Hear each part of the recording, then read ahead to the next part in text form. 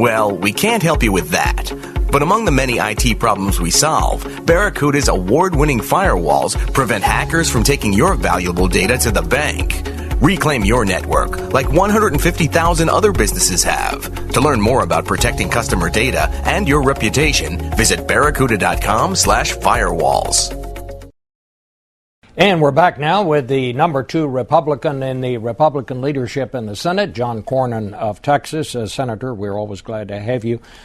Is the Senate going to actually reduce funding for the Transportation Security Agency at this particular time? I know that seems to be the plan that's circulating up on Capitol Hill, but would this be the time to do that?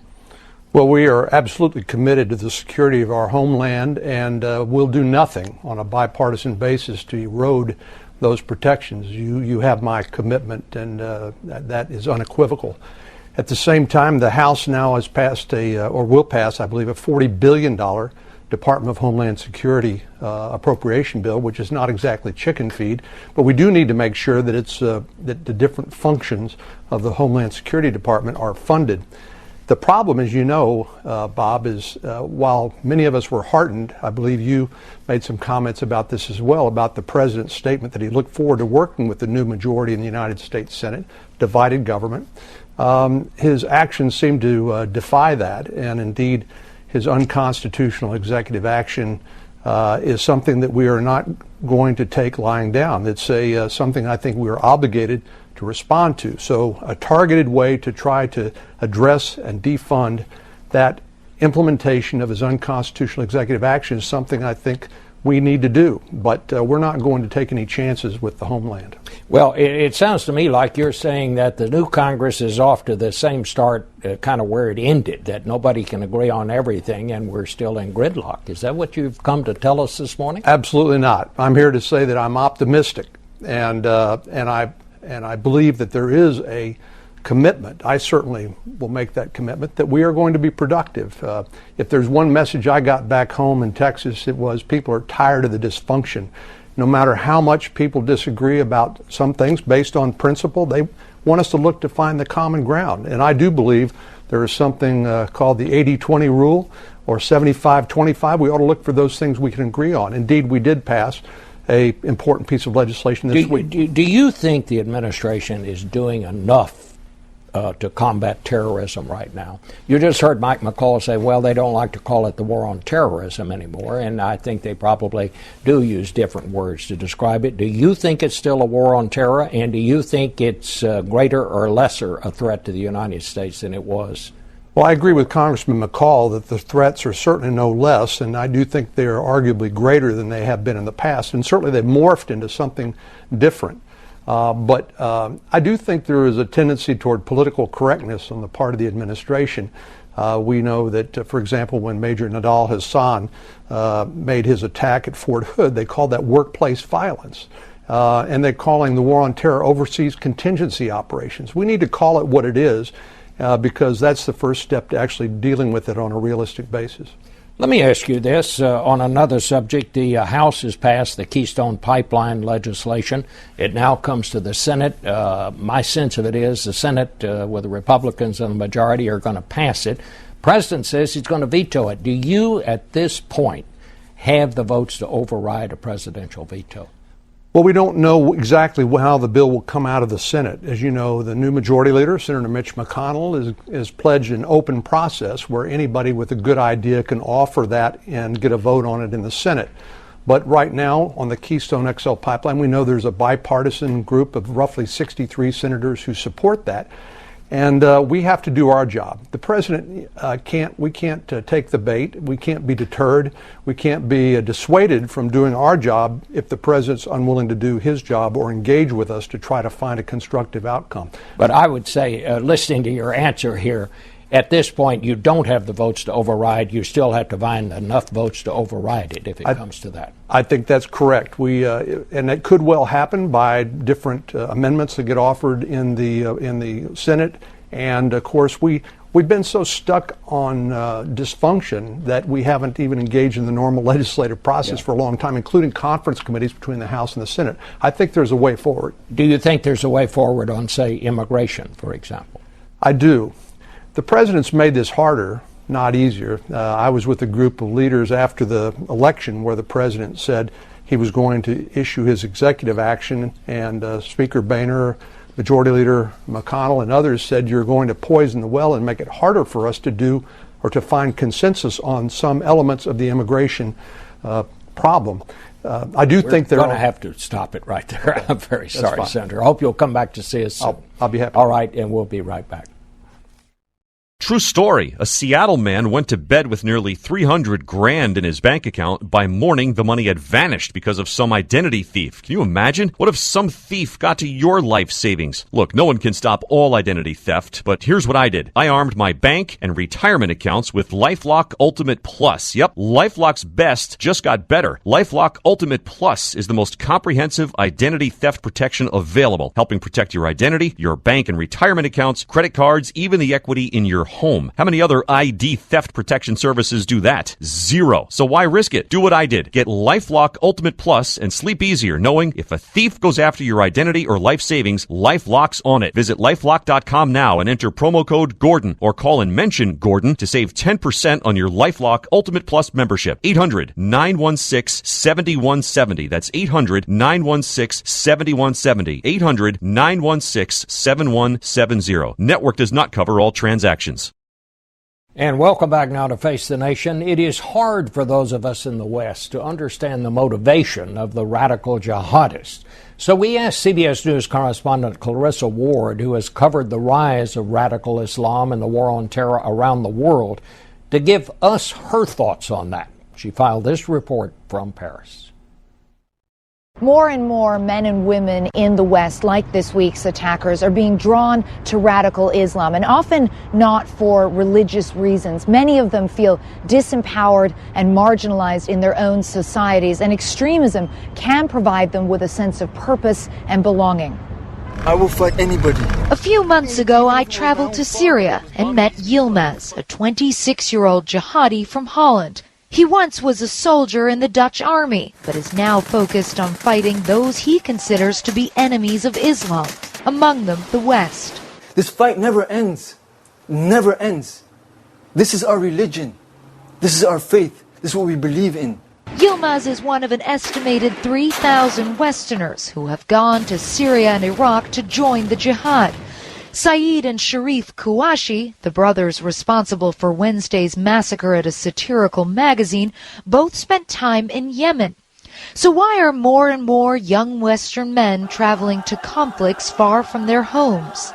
France, with its colonial ties to North Africa, has the largest Muslim population in Europe. Much of it is concentrated in the banlieue, the poor suburbs that surround Paris and other major cities. Known for high crime, high unemployment, and poor integration, they have been the sites of periodic rioting, making them fertile recruiting ground for radical Islamists. Lokman Mergad is a social worker in one of Paris's larger North African communities. A lot of people try to say this is a religious issue when it isn't. If the societal problems were improved, he told me, I think the situation would be better. But misery only begets misery.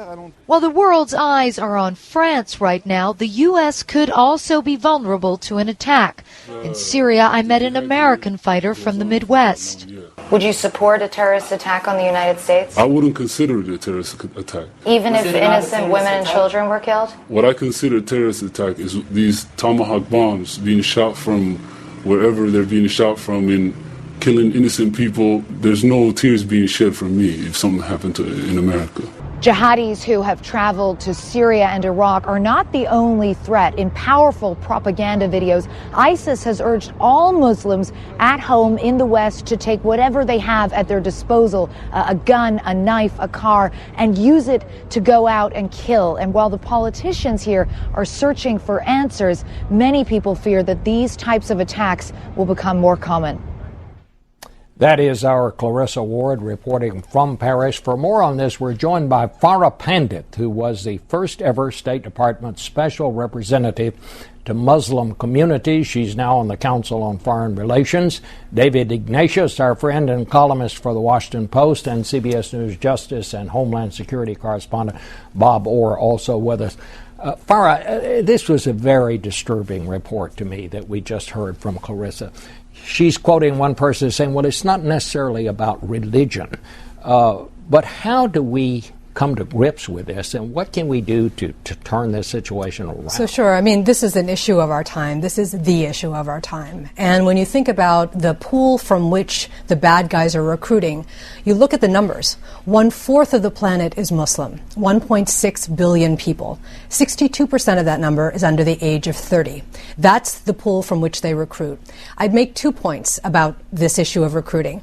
The terrible tragedy in Paris this last week turned the world's attention back on how are people getting recruited? How are the bad guys building their armies? And in fact, this is the war of ideas, and that's where we have to be looking. So there are 2 points here. One is that the vast majority of people who get recruited, it is a solvable problem. We can stop the recruitment from happening with a vast majority of people. And the other is the solutions are affordable and they are available. Bob Orr, we're talking about surveilling these people. We heard that the Algerians apparently tipped the French police off that this attack was coming, but they seem to be saying, we just didn't have the resources to track all of these people. What's the situation here in this country? Or should we expect an attack? Well, unfortunately, I think it's very possible, Bob, we could see something like this. There are a number of people in this country, and I don't have the exact number, who are like-minded, radicals, who are being influenced by ISIS and Al-Qaeda and associated groups, being called in this clarion call to come join us. We're the hot group now. If you want some adventure in your life, come to Syria and fight with ISIS. That's a message, as crazy as it sounds, it resonates with certain people, some who are disenfranchised, some who are just kind of casting about, looking for their lot in life. The FBI is doing a pretty good job, you heard Eric Holder say, of monitoring the threats we know about. It's the unknowns that concern us, and I think it's the kind of problem where you'll never have enough resources to address all of those potentials. There is still a war on terror. That seems to be the message here this morning. Where are we in this, David? I talked, Bob, over the weekend to officials from different parts of the U.S. government to ask precisely that question, and here's what I learned. First, people have recognized that the U.S. has limited credibility in telling the Muslim world what a good Muslim is. That's really not something the United States can do effectively. It has to work with others who do have credibility, Muslim religious leaders, leaders of governments in the region, a range of public and private groups. Secondly, the things that work in countering this fire that's raging on the Internet tend to come up from the bottom. They're things that police, local law enforcement is picking up around the United States. Attorney General Holder said to you that the White House is sponsoring a conference in February to talk about countering violent extremism. That's going to be an important conference, and one of the things I know they're going to do there is take the example of Boston, Minneapolis, Los Angeles, 3 cities where there have been very effective grassroots programs to deal with this. So we'll have to focus on what those are. And then the third thing that people talk about is creating a network of networks. You have all these networks. Farah Pundit knows better than anybody in the U.S. how this kind of thing works, but gather them together. Don't try to coordinate it from the top. It's in that sense it's not a war with a general. It's a network of networks dispersed that can deal with this social media phenomenon that we're seeing, that we've never seen anything quite like it before. So how do we get to these people? So one of the good things, to them. Right. We know how kids get recruited. We understand that. In the 13 years since 9/11, we have perfected the art of understanding how that happens. What we haven't done is to be able to mobilize out-of-government efforts, whether it is hip-hop artists or graffiti artists or social entrepreneurs or activists. We have to get them out so that they're blasting the marketplace with alternative narratives to the narrative of extremists. Now, in both the Bush and Obama administration, we have built some of those kinds of networks. But as David said, government can be the convener and the facilitator and the intellectual partner with the ideas that we hear on the ground. In order for us to defeat this, we have to make sure that those outside of government get the kind of resources they need to take the ideas from the grassroots, from Argentina to Zanzibar, and push them forward. And what policymakers have a really hard time doing is being comfortable with this idea of a crisis of identity that youth are having around the world, that a phenomenon of these young Muslims that have grown up in a post-9/11 world who are navigating waters that we as government folks, let's say, can't feel so comfortable about. But in